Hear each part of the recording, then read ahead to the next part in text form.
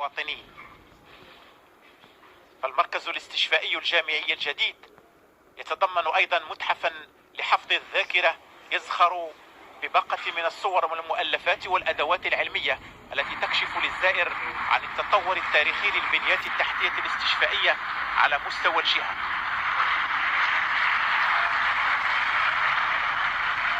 مركز استشفائي جامعي يعد المركز السادس من نوعه الذي يوفر خدماته على مستوى المملكة، إلى جانب المركز الاستشفائي الجامعي محمد السادس بجهة مراكش آسفي، والمركز الاستشفائي الجامعي محمد السادس بجهة الشرق، والمركز الاستشفائي الجامعي ابن سينا بجهة الرباط سلا القنيطرة، والمركز الاستشفائي الجامعي ابن رشد بجهة الدار البيضاء سطات، والمركز الاستشفائي الجامعي الحسن الثاني بجهة فاس مكناس.